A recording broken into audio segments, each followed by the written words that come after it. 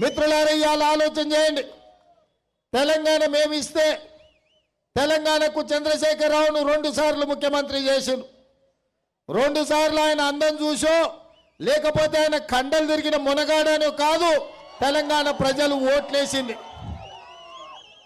Double bedroom ఇల్లు ఇస్తానే, దళితులకు 3 ఎకరాల భూమి ఇస్తానే, ఇంటికో ఉద్యోగం ఇస్తానే, 1 కోటి ఎకరాలకు నీళ్లు ఇస్తానే, ప్రతి రైతుకు 1,00,000 రూపాయల రుణమాఫీ చేస్తానే, కేజీ టు పీజీ ఉచిత నిర్బంధ విద్య అందిస్తానే, ప్రతి నియోజకవర్గానికి 100 పడకల ఆసుపత్రి నిర్మిస్తానని, దళిత గిరిజనులకు 12% రిజర్వేషన్ ఇస్తానే, మైనారిటీ సోదరులకు 12% రిజర్వేషన్ ఇస్తానే, అమరవీరుల కుటుంబాలను ఇంటికో ఉద్యోగం ఇస్తానే, 10 లక్షల రూపాయల ఆర్థిక సహాయం చేస్తానే, ప్రతి కుటుంబానికి 3 ఎకరాల భూమి ఇస్తానే, ఇన్ని రకాల హామీలు ప్రజలకు ఇవ్వడంతో మా బతుకులలో వెలుగు వస్తుంది, మా జీవితాలు బాగుపడతాయని చెప్పి తెలంగాణ ప్రజలు చంద్రశేఖర్ను 2 సార్లు ముఖ్యమంత్రిని చేసిండు.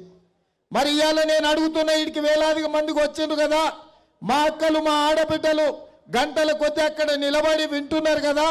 ఇవాళ మా అక్కలందరూ ఆలోచన చేసిండ్రు, నాయనా మా జీవితం కూలి నాలితో గడిచిపోయింది, మా గౌడ సోదరులు 3 తరాల నుంచి 30 తరాల నుంచి కల్లు గీత కార్మికులుగా బతికినాం.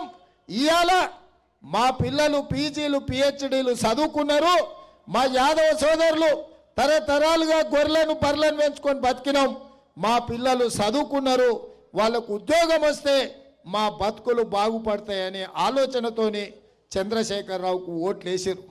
ఇవాళ నేను అడుగుతున్నా, బలహీన వర్గాలంటే చాకలి మంగలి కుమ్మరి కమ్మరి వడ్రంగి యాదవులు గౌడ్లు ముదిరాజులు మున్నూరు కాపులు కుల వృత్తులు చేసుకొని ఒకడు చేపలు పెంచుకోవాలంట, ఒకడు బర్రెలు పెంచుకోవాలంట, ఒకడు పందులను పెంచుకోవాలంట. మనమందరం మన కుల వృత్తులు చేసుకుంటుంటే కేసీఆర్ ఆయన కొడుకు మాత్రం రాజ్యాలు వెళ్తాడంట. ఇది న్యాయమా అని నేను అడుగుతున్నా. జేఏసీలు పెట్టింది మనం, జెండాలు కట్టింది మనం, దొరగారు వస్తే దండాలు పెట్టింది మనం, రాష్ట్రం ఇవ్వకపోతే ప్రాణాలు ఇచ్చింది మనం. ఇవాళ మన తాతలు ముత్తాతలు ఏ చేపలు పట్టిరో, ఏ బర్రెలు గొర్రెలు పెంచుకున్నారో, ఏ చాకలి మంగలి కుమ్మరి బట్కలు ఉత్తిండ్రో, గడ్డం చేసిండ్రో, గుండు కొట్టిండ్రో, ఇవాళ మన పీజీలు పిహెచ్డీలు చదువుకున్న పేదోళ్ళ పిల్లలు కూడా ఆ కుల వృత్తులు చేతుల వృత్తులే చేసుకోవాలంట. చంద్రశేఖర్ పిల్లలు మాత్రం రాజ్యాలు వెళ్తారంట. ఇవాళ వచ్చింది తెలంగాణ, మేము ఇచ్చింది వాళ్ళ కుటుంబం కోసమా అని నేను అడుగుతున్నా. 4 కోట్ల ప్రజల కోసం మేము తెలంగాణ ఇస్తే 4 కుటుంబ సభ్యులే బాగుపడ్డారు.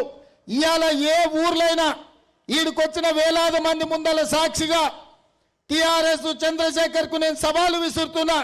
ఏ ఊర్లో నువ్వు డబుల్ బెడ్రూమ్ ఇల్లు ఇస్తే ఆ ఊరంతా నువ్వు ఓట్లు వేయించుకో. ఏ ఊర్లో అయితే ఇందిరమ్మ ఇండ్లున్నాయో ఆ ఊర్లు మొత్తం మేము ఓట్లు వేయించుకుంటాం. ఇంటింటికి ఉద్యోగం అన్నావు కదా, ఎవరింటికి ఉద్యోగం ఇస్తే ఉద్యోగం వచ్చిన వాళ్ళ ఈ ఓట్లన్నీ నువ్వు వేయించుకో. ఉద్యోగాలు రాని నిరుద్యోగుల ఇండ్ల మొత్తం ఓట్లు మేమే వేయించుకుంటాం. ఏ నియోజకవర్గంలో 1,00,000 ఎకరాలకు నువ్వు సాగునీరు అందిస్తే ఆ నియోజకవర్గంలో నీ ఎమ్మెల్యేని గెలిపించుకో. రాని నియోజకవర్గాలలో మా ఎమ్మెల్యేలను గెలిపించుకుంటాం. ఏ నియోజకవర్గంలో ఏ ఊర్లో దళితులకు 3 ఎకరాల భూమి ఇచ్చినవో 3 ఎకరాల భూమి ఇచ్చిన దళితుల ఓట్లు నువ్వే వేయించుకో. భూములు రాని పేదల ఓట్లు మేమే వేయించుకుంటాం. పేదలకు దళితులకు అందరికీ దళిత బంధు ఇచ్చినా అంటున్నావు కదా, దళిత బంధు వచ్చిన వాళ్ళందరూ చంద్రశేఖరరావుకు ఓట్లు వేయండి. దళిత బంధు రానోళ్ళందరూ కాంగ్రెస్కు మేము ఓట్లు వేయించుకుంటామని నేను చెప్తున్నా. ఇవాళ మిత్రులారా, ఇదే నా సూటిగా సవాల్. ఇవాళ వర్ధన్నపేట చౌరస్తా అంబేద్కర్ సాక్షిగా కాంగ్రెస్ పార్టీ అధ్యక్షుడిగా నేను సవాలు విసురుతున్నా టిఆర్ఎస్ నాయకులకు. ఈ సవాల్ను స్వీకరించాలి. డబుల్ బెడ్రూమ్ ఇండ్లు వాళ్ళందరూ నీకే ఓట్లేస్తారు. ఇంటికో ఉద్యోగం ఇస్తే వాళ్ళందరూ నీకే ఓట్లేస్తారు. దళిత బంధు ఇచ్చిన వాళ్ళందరూ ఓట్లు నీకే వేస్తారు. రైతు రుణమాఫీ 1,00,000 రూపాయలు జరిగితే రైతు రుణమాఫీ జరిగిన వాళ్ళందరూ నీకే ఓట్లేస్తారు. ఇవాళ నమ్మించి నట్టేట ముంచినావు. అందుకే మిత్రులారా, 10 ఏళ్ళు చూసినాం, ఏమి జరగలే, ఏమి రాలే. కానీ రబ్బర్ చెప్పులతో తిరిగే చంద్రశేఖర్కు ఇవాళ కార్లు వచ్చినాయి, బంగ్లాలు వచ్చినాయి, టీవీలు వచ్చినాయి, పేపర్లు వచ్చినాయి, 1000 ఎకరాల ఫామ్ హౌజులు వచ్చినాయి. ఇవాళ 100 కోట్ల రూపాయలు, 1000 కోట్ల రూపాయల వ్యాపారాలు వచ్చినాయి. పిల్లలందరికీ ఉద్యోగాలు వచ్చినాయి. ఆయన ముఖ్యమంత్రి అయిండు, కొడుకు మంత్రి అయిండు, అల్లుడు మంత్రి అయిండు, బిడ్డ ఎంపీ ఓడిపోతే ఎమ్మెల్సీ అయింది. ఆయన సుట్టపోడు వినోద్రావు ఓడిపోతే సలహాదారుడు అయిండు. దగాకోరు దగుల్బాజీ దయాకర్రావు కోవర్తు కూడా ఇవాళ మంత్రి అయ్యిండు. ల్యాండ్ పూలింగ్ మీద, ల్యాండ్ పూలింగ్ అనే పేరు మీద రియల్ ఎస్టేట్ వ్యాపారి ఇక్కడ ఎమ్మెల్యే అయ్యి మీ భూములు గుంజుకుంటున్నాడు. ఆయన భూములు కొన్నాడంట, 100,000 ఎకరాలు ఆయన భూముల ధరలు పెరగాలంటే ల్యాండ్ పూలింగ్లో మీ భూములు గుంజుకొని ఆయన రోడ్లు వేసుకోవాలంట. ఆయన భూముల ధరలు పెరగనికే పేదోళ్ళ భూములు గుంజుకోవాలంట. అడ్డం వచ్చిన వాళ్ళను పోలీస్ స్టేషన్లలో పెట్టి ఇష్టం వచ్చినట్టు కొట్టిస్తున్నాడు. మిత్రులారా, ఇవాళ ఎవరినన్నా చూడండి, ఇసుక మాఫియా వాళ్ళే, మైన్ మాఫియా వాళ్ళే, ల్యాండ్ మాఫియా వాళ్ళే, వైన్ షాప్ల మాఫియా వాళ్ళే. ఇవాళ ఎక్కడ దిక్కు చూసినా భూముల కబ్జాలు వాళ్ళే. మీరు పేపర్లలో చదవండి, ఎక్కడైనా చాలా మంది యువకులు చదువుకున్న వాళ్ళు ఎక్కడ రేప్ కేసు వచ్చినా రేప్ కేసులో టీఆర్ఎస్ ఓడే ఉంటున్నాడు. ఇది ఏం న్యాయం అని నేను అడుగుతున్నా. ల్యాండ్, శాండ్, వైన్, మైను, చివరికి రేప్ కేసులు కూడా టీఆర్ఎస్ సన్నాసులే ఉన్నారంటే ఇవాళ ఈ ముఖ్యమంత్రి ఈ దొంగల ముఠా నాయకుడిగా తయారై తెలంగాణ రాష్ట్రాన్ని దోసుకుంటున్నాడు. అందుకే ఇవాళ మిత్రులారా, మేమందరం పెద్దలు ఇంతమంది వచ్చింది తెలంగాణ రాష్ట్రంలో. మీరు ఆలోచన చేయండి, 94 నుంచి 2004 వరకు తెలుగుదేశం ఉన్నది, 2004 నుంచి 2014 వరకు కాంగ్రెస్ ఉన్నది, 2014 నుంచి ఇవాళటి వరకు టీఆర్ఎస్ ఉన్నది. అంటే ఏ పార్టీకైనా 10 ఏళ్ళ అవకాశం ఇచ్చారు. ఇక పోయే కాలం వచ్చింది, చంద్రశేఖర్కు సాగనంపాల్సిన అవసరం ఉన్నది. ఎందుకంటే ఇంతకంటే ఎక్కువ ఉంటే గతంలో కాంట్రాక్ట్లు ఇస్తే కమిషన్లు తీసుకునేది. ఇవాళ ధరని తీసుకొచ్చి మన భూములకు, మన ఇళ్ళకు వచ్చి మన భూములు గుంజుకొని, ఇందిరమ్మ ఇచ్చిన అసైన్మెంట్ భూములు, పోడు భూములను గుంజుకొని, పట్టాలను గుంజుకొని ఊర్లే నిండా ముంచే కార్యక్రమాన్ని చేపట్టిండు. అందుకే ఇవాళ మనమందరం ఆలోచన చేయాలి. ఆయన ధరని రద్దు చేస్తారంటే ఎట్లా చేస్తారని అసెంబ్లీలో మాట్లాడుతున్నాను. నేను పిసిసి అయినాక కోదండరెడ్డి అన్న చాలా సమస్యలు ఎదుర్కొంటున్నారు. గతంలో గ్రామాలలో 20-30 భూముల సమస్యలు ఉంటే ధరణి వచ్చినాక 200-300 అయినాయి. మీరు ఒక కమిటీ వేయండి అని నాకు చెప్పిండు. దామోదర్ రాజనరసింహ మాజీ ఉప ముఖ్యమంత్రి గారి నేతృత్వంలో కోదండ నన్ను అందరిని పెట్టి కమిటీ వేసిన. ఈ కమిటీ గ్రామాలకు పోయినరు, పేదల్ని కలిసిండ్రు, ధరణి సమస్యలు తెలుసుకున్నారు. వాళ్ళందరూ వచ్చి నాకు వివరించారు. నేను అడిగిన దీన్ని సరిదిద్దనికి ఏమన్నా మార్గం ఉందా అని. సరిదిద్దనిక లేదు, ధరణి వద్దు అని చెప్పిండ్రు పెద్దలు. ధరణి వద్దన్నందుకు ఇదే వరంగల్ డిక్లరేషన్లో ధరణిని రద్దు చేస్తామని చెప్పినాం. తప్పకుండా కొత్త సంవత్సరం, కొత్త ప్రభుత్వం, కాంగ్రెస్ ప్రభుత్వం వస్తుంది. ఈ ధరణి దరిద్రాన్ని వదిలించి ధరణిని రద్దు చేసే బాధ్యత కాంగ్రెస్ పార్టీ తీసుకుంటుంది. మిత్రులారా, అదేవిధంగా ఆయల్ల డాక్టర్ వైఎస్ రాజశేఖర రెడ్డి గారు ఉన్నప్పుడు గ్రామాన తండాలలో, గూడాలలో ప్రతి పేదవాడిని కలిసి ఇల్లు లేని ప్రతి పేదవాడికి ఇందిరమ్మ ఇండ్లు ఇచ్చినాం. ఇండ్లు కట్టుకోవడానికి ఇండ్ల పట్టాలు ఇచ్చినాం. కానీ 9 ఏళ్ళలో ఏ పేదోడికి కూడా డబల్ బెడ్రూమ్ ఇండ్లు రాలే. ఇవాళ ఏ ఆడబిడ్డను కదిలిచ్చినా 3 కొడుకులు ఉండ్రు నాయన, పెళ్ళి అయింది, ఆయల్లో ఇచ్చిన ఇందిరమ్మ ఒక్కరోనే సంసారం చేయాల్సిన పరిస్థితి వచ్చింది అన్నారు. ఇంకొక ఆమెను అడిగితే 2 బిడ్డలు ఉన్నారు, ముసలాయనకు శాతం అయితే లేదు, నా వయసు కూడా పోయింది, ముసలాయనకు పెన్షన్ వస్తుంది, నాకు మాత్రం పెన్షన్ వస్తలేదు అన్నారు. అంటే ముసలోళ్ళు చేతగానోళ్ళకు కూడా పెంచనీయానికే చంద్రశేఖరరావుకి చేతులు వస్తలేవు. ఇవాళ ముసలాయనకి ఇస్తే ముసలమ్మకి ఇస్తలేరు. ఎట్లా బతకాలి? చేసుకునేటందుకు రెక్కలు ముక్కలై చేసుకునే వయసు అయిపోయింది. ఆడపిల్లలు పెళ్ళిళ్ళై అత్తగారింటికి పోయారు. ఎట్లా బతకాలి ఆ ముసలోళ్ళు? మీరు ఒక్కసారి ఆలోచన చేయండి.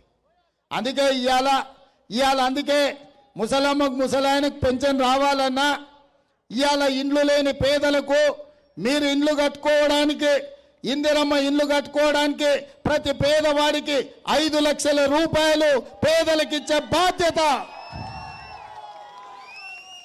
ఇండ్లు లేని ప్రతి పేదలకు 5 లక్షల రూపాయలు ఇచ్చి ఇందిరమ్మ ఇండ్లు కట్టుకునేటట్టు మీరు ఆత్మగౌరవంతో బ్రతికే విధంగా కాంగ్రెస్ పార్టీ మిమ్మల్ని ఆదుకుంటుందని నేను చెప్పదలుచుకున్నా. ఇవాళ ఆరోగ్యం బాగాలేక దవాఖానకు పోతే లక్షలు ఖర్చు అవుతున్నాయి. ఆయనది ఆలోచన చేసి రాజశేఖర రెడ్డి గారు ఉన్నప్పుడు కాంగ్రెస్ పార్టీ ఆరోగ్యశ్రీ తెచ్చింది. ఇవాళ ఆరోగ్యశ్రీ మొత్తం ఆరోగ్యశ్రీనే మంచం ఎక్కించిండు. అందుకే ఇవాళ పేదలను వాళ్ళ ఆరోగ్యం కాపాడాలి. అపోలో యశోద లాంటి దవాఖాన్లు ఏడికి పోయినా బాజాప్తా హాస్పిటల్కి పోయి వైద్యం చేయించుకోనికే ఆరోగ్యశ్రీ పథకాన్ని బలోపేతం చేసి 5 లక్షల వరకు మీకు వైద్య సహాయాన్ని అందించే బాధ్యత కాంగ్రెస్ పార్టీ తీసుకుంటుంది. అదేవిధంగా మా అక్కలు అక్కడ ఉన్నారు. వచ్చేటప్పుడు నేను అందరిని అడిగిన, సిలిండర్ ఎంత ఉంది అక్క అంటే 1150 1200 అవుతుంది నాయన తెచ్చుకునే వరకని. ఎట్లా నడుస్తుంది అంటే ఇంకా గట్లే నడుస్తుంది నాయన, ఏం చేయాలని. అందుకే మా అక్కల కష్టాలు చూసినాం. కట్టెల పోయి ఉంటే ఊది ఆ పొగ గుండెలకు పోయి క్యాన్సర్ వచ్చి చచ్చిపోయే పరిస్థితులు ఉంటే ఆ ఇళ్ళ దీపం పథకం పెట్టి ప్రతి ఆడబిడ్డకు cylinder gas stove Congress party ఇచ్చింది. ఇవాళ మోడీ కేడీ కలిసి 12 నూర్లు చేసిండ్రు సిలిండర్ ధర. అందుకే ఇవాళ 12 నూర్ల రూపాయలు ఉన్న సిలిండర్ను కొత్త సంవత్సరం కొత్త ప్రభుత్వం కాంగ్రెస్ ప్రభుత్వం 5 నూర్లకే మీకు సిలిండర్ ఇచ్చే బాధ్యత, మా ఆడబిడ్డల కష్టాలు తీర్వడానికి 5 నూర్లకే మీకు సిలిండర్ ఇచ్చే బాధ్యత కాంగ్రెస్ పార్టీ తీసుకుంటుంది. మరి పోడు భూములు, అదేవిధంగా అసైన్మెంట్ పట్టాలు కాంగ్రెస్ ఇచ్చిన భూములు ధరణి పోర్టల్ అడ్డం పెట్టి 10 లక్షల ఎకరాల భూములు మేము గుంజుకున్నాడు రాష్ట్ర ప్రభుత్వం. మళ్ళీ మీ 10 లక్షల ఎకరాల భూములు మీకు ఇవ్వాలంటే ధరణి పోర్టల్ రద్దు చేయాలి. కొత్త సంవత్సరం రాసి పెట్టుకోండి. జనవరి 1, 2024 సంవత్సరం నాడు మొట్టమొదట జీవో ధరణి పోర్టల్ రద్దు చేసి మిమ్మల్ని అందరినీ పేదవాళ్ళని ఆదుకునే బాధ్యత కాంగ్రెస్ పార్టీ తీసుకుంటుంది. మరి ఇందిరమ్మ ఇండ్లు ఇవ్వాలన్నా, ఆరోగ్యశ్రీ పథకం అమలు చేయాలన్నా, 5 నూర్లకే సిలిండర్ ఇవ్వాలన్నా, 2 లక్షల ప్రభుత్వ ఉద్యోగ ఖాళీలను నోటిఫికేషన్లు ఇచ్చి భర్తీ చేయాలన్నా, ప్రతి రైతుకు 2 లక్షల రూపాయల రుణమాఫీ చేయాలన్నా, మిర్చి, పత్తి, వడ్లు, పసుపు ప్రతి పంటను గిట్టుబాటు ధర ఇచ్చి కొనాలన్నా, మీ పోయిన భూములు మీకు ఇవ్వాలన్నా, ల్యాండ్ పూలింగ్ ద్వారా ఈ వర్ధన్నపేట వరంగల్ చుట్టూతా మీ గుంజుకున్న భూములు మీకు రావాలన్నా మీరేం చేయాలి మిత్రులారా? ఏం చేయాలి? ఏం చేయాలి? ఏం చేయాలి? ఏం చేయాలి? ఏం చేయాలి? కాంగ్రెస్ పార్టీని వర్ధన్నపేటలో గెలిపించాలి. రమేష్ ఉన్నాడా? మీ భూములు పోయినట్టే. రమేష్ పోయిందా? మీ భూములు మీకు ఉన్నట్టే. మీ భూములు పోవాలంటే రమేష్ ఇచ్చే పైసలు తీసుకొని ఓటేస్తారంటే మీ భూములు పోయినట్టే.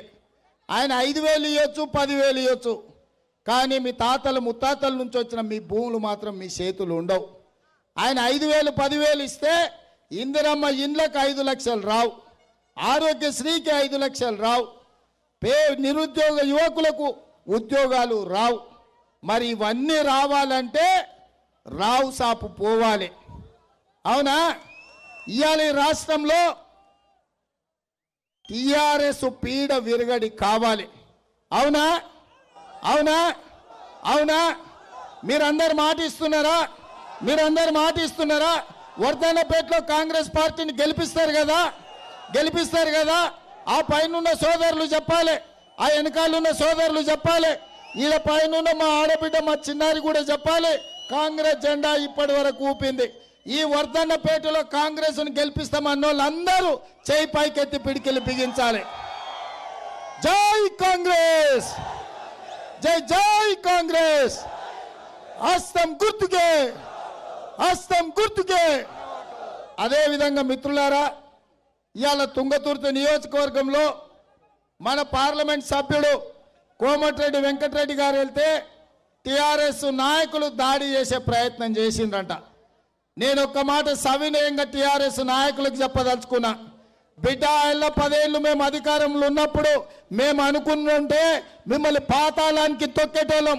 ఇవాళ కూడా నేను చెప్తున్నా, ఎవడన్నా మా నాయకుల వైపు కన్నెత్తి చూసినా, మా కార్యకర్తల మీద కేసులు పెట్టినా, దాడులు చేసినా ఒక్కనొక్కని సంగతి చూస్తాం, డైరీ రాస్తున్నాం. కొత్త సంవత్సరంలో కాంగ్రెస్ కార్యకర్తల మీద దాడులు చేస్తే డైరీ రాసి పెడతాం. లెక్కకు లెక్క, మిత్తికి మిత్తి చెల్లించే బాధ్యత కాంగ్రెస్ పార్టీ తీసుకుంటుంది. ఎవరు భయపడాల్సిన పని లేదు. గ్రామాలకు వెళ్ళండి, తండాలకు వెళ్ళండి, గూడాలకు వెళ్ళండి, అందరినీ కలవండి. 2003లో ఏ పరిస్థితులు అయితే ఉన్నాయో ఇవాళ 2023లో అదే పరిస్థితులు ఉన్నాయి. ఆనాడు 2004లో ఎట్లయితే ప్రభుత్వం వచ్చిందో 2024లో కాంగ్రెస్ పార్టీ ప్రభుత్వం ఏర్పడుతుంది. ఎవ్వరు కూడా భయపడాల్సిన అవసరం లేదు.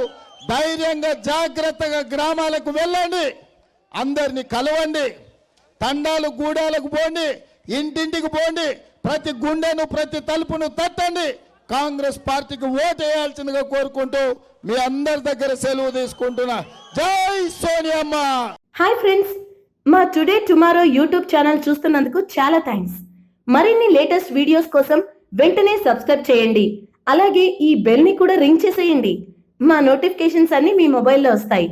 అలాగే మా వీడియోస్ మీకు నచ్చితే లైక్ చేయండి, షేర్ చేయండి, నచ్చకపోతే కామెంట్ చేయండి.